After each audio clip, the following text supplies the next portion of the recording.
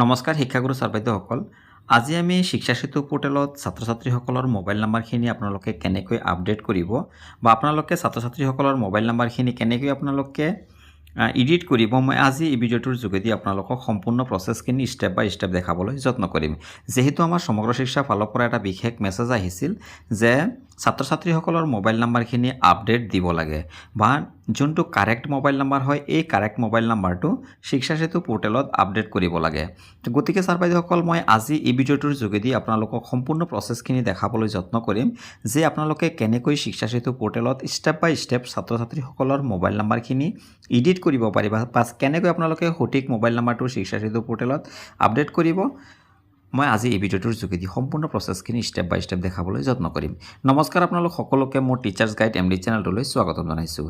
তো ছাৰ বাইদেউসকল, আশা কৰিছোঁ আপোনালোকে ভিডিঅ'টো সম্পূৰ্ণ শেষলৈকে চাব আৰু যদি আপোনালোকে চেনেলটোত নতুনকৈ আহিছে অনুগ্ৰহ কৰি চেনেলটো ছাবস্ক্ৰাইব কৰি ল'ব। তেনেহ'লে ব'লক ছাৰ বাইদেউসকল আমি ভিডিঅ'টো আৰম্ভ কৰোঁ। তো ছাৰ বাইদেউসকল, আপোনালোকে যিকোনো এটা ব্ৰাউজাৰত যাব, ক্ৰোম ব্ৰাউজাৰ বা গুগলত যাব। ক্ৰোম ব্ৰাউজাৰ বা গুগলত যোৱাৰ পাছত আপোনালোকে shikshasetu.assam.gov.in আপোনালোকে যি লিংকটো দেখা পাইছে ইয়াতে ক্লিক কৰি দিব। ইয়াতে ক্লিক কৰাৰ পাছত আপোনালোকে যোনটো ফাৰ্ষ্ট লিংক দেখা পাইছে আপোনালোকে এই লিংকটোত আপোনালোকে ক্লিক কৰিব। এই লিংকটোত ক্লিক কৰাৰ লগে লগে আপোনালোকে এনেধৰণৰ এখন ইণ্টাৰফেচ দেখা পাব, য'ত আপোনালোকে নিজৰ বিদ্যালয়ৰ UDS কোডটো দি দিব, পাছৱৰ্ড দি দিব আৰু ডিষ্ট্ৰিক্ট আৰু কেপচা দি আপোনালোকে যি লগইন অপশ্যনটো আছে এই লগইন অপশ্যনটোত আপোনালোকে জাষ্ট ক্লিক কৰি দিব।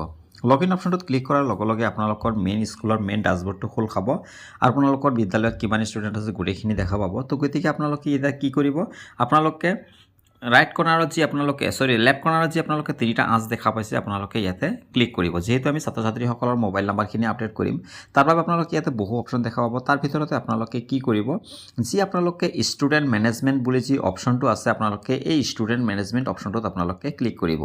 ষ্টুডেণ্ট মেনেজমেণ্ট অপশ্যনটোত ক্লিক কৰাৰ লগে লগে ইয়াতে বহু কেইটামান অপশ্যন খোল খাব। এই অপশ্যনসমূহৰ ভিতৰতে ষ্টুডেণ্ট লিষ্টিং যি অপশ্যনটো আছে এই লিষ্টিং অপশ্যনটোত ষ্টুডেণ্ট লিষ্টিং অপশ্যনটোত আপোনালোকে ক্লিক কৰি দিব। ষ্টুডেণ্ট লিষ্টিঙত ক্লিক কৰাৰ লগে লগে যিমানখিনি ষ্টুডেণ্ট আছে অৰ্থাৎ আপোনালোকৰ বিদ্যালয়ৰ যিমান ষ্টুডেণ্ট আছে গোটেইখিনি আপোনালোকে এনেধৰণে দেখা পাব। তো গতিকে আমি যিকোনো এটা ষ্টুডেণ্ট লৈছোঁ, আপোনালোকক চিম্পল দেখাই দিছোঁ। যেনে এটা ষ্টুডেণ্ট লৈছোঁ, আমি ক্লাছ 2ৰ এটা ষ্টুডেণ্ট লৈছোঁ। এই ষ্টুডেণ্টটো আমি ইয়াতে চাৰ্চ কৰিলোঁ আৰু ইয়াতে আহি গৈছে। তো গতিকে এই ষ্টুডেণ্টটোৰ যদি মোবাইল নাম্বাৰটো আমি আপডেট কৰিব লাগে তাৰ বাবে আমি কি কৰিব লাগিব, চাওক ওপৰত আমি চাৰ্চ বাৰত লিখিছোঁ, লিখাৰ লগে লগে আহি গৈছে। আপোনালোকে ক্লাছ ৱাইজো কৰিব পাৰে। যদি ক্লাছ ৱাইজ কৰিব বিচাৰে ইয়াতে চিলেক্ট ক্লাছ আছে, আপোনালোকে ইয়াতে ক্লিক কৰি আপোনালোকে ক্লাছটো চিলেক্ট কৰিব পাৰে। এটা ক্লাছ আপোনালোকে কৰিব পাৰে। জাষ্ট মই ইয়াতে এটা ষ্টুডেণ্ট আপোনালোকক দেখাই দিছোঁ। তো এই ষ্টুডেণ্টটো যেতিয়া আহিব আপোনালোকে ৰাইট কৰ্নাৰত দেখা পাব এটা চিলেক্ট একশ্যন বুলি এটা অপশ্যন দেখা পাইছে। আপোনালোকে এই চিলেক্ট একশ্যন অপশ্যনটোত আপোনালোকে ক্লিক কৰিব লাগিব।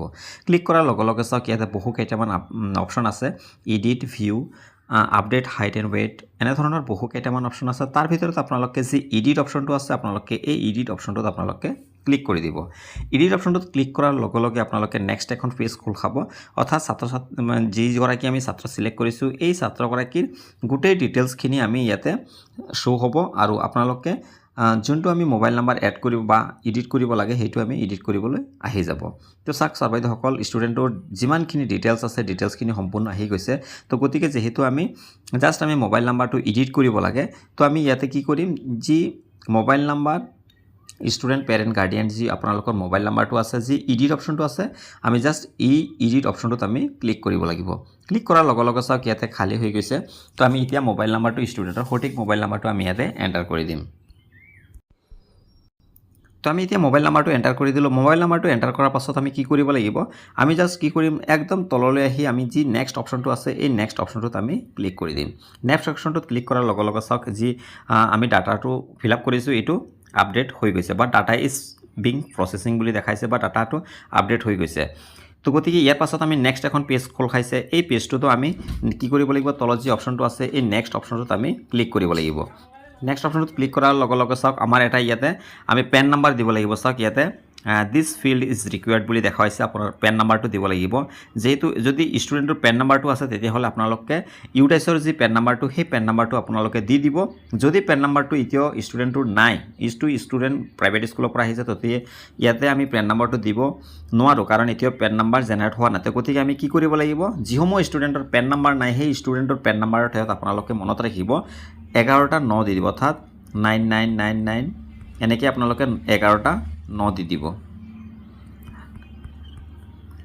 ঠিক আছে আপোনালোকে এনেধৰণে পেন নাম্বাৰৰ ঠাইত আমি 11টা 9 দি দিলোঁ 9 দিয়াৰ পাছত আমি কি কৰিব লাগিব আপোনালোকে জাষ্ট কি নেক্সট অপশ্যনটো আছে এই নেক্সট অপশ্যনটোত আপোনালোকে ক্লিক কৰি দিব লাগিব ক্লিক কৰাৰ পাছত চাওক এতিয়া নেক্সট পেজলৈ আহি গৈছে আৰু ডাটাটো চাওক data is being processing please check after 30 minutes অৰ্থাৎ ডাটাটো ছেভ হৈ গৈছে প্ৰচেছিঙত আছে আৰু 30 মিনিট পিছত এইটো সিলেক্ট হৈ যাব তো এতিয়া আমি কি কৰিব লাগিব যেহেতু গোটেই ফৰ্মটো ফিল আপ আছেই আগৰ পৰা আৰু যদি কেতিয়াবা ফিল আপ নাথাকে আপোনালোকে ফিল আপ কৰি দিব ইয়াৰ পাছত আমি কি কৰিম জাষ্ট যি নেক্সট অপশ্যনটো আছে এই নেক্সট অপশ্যনটোত ক্লিক কৰিব লাগিব নেক্সট অপশ্যনটোত ক্লিক কৰাৰ পাছত নেক্সট এটা পেজ খোল খাইছে আৰু এই পেজটোতো আমি কি কৰিব লাগিব যি আপডেট অপশ্যনটো আছে এই আপডেট অপশ্যনটোত আমি ক্লিক কৰিব লাগিব তো গতিকে এয়া চাওক এতিয়া এই ষ্টুডেণ্টৰ যিমানখিনি আমি ডাটা ফিল আপ কৰিছোঁ বা যিমান এডিট কৰিছোঁ সেই এডিটটো এতিয়াই ছাকচেছ হৈছে তো ছাৰ বাইদেউসকল আপোনালোকে এই সম্পূৰ্ণ প্ৰচেছটো আপোনালোকে কৰিব লাগিব তেতিয়াহে ছাত্ৰ বা ছাত্ৰীগৰাকীৰ ডাটাখিনি আপডেট হ'ব কিছুমান ছাৰ বাইদেউ হয়তো যি মোবাইল নাম্বাৰৰ সেই পেজটো মাত্ৰ নেক্সট কৰি দিয়ে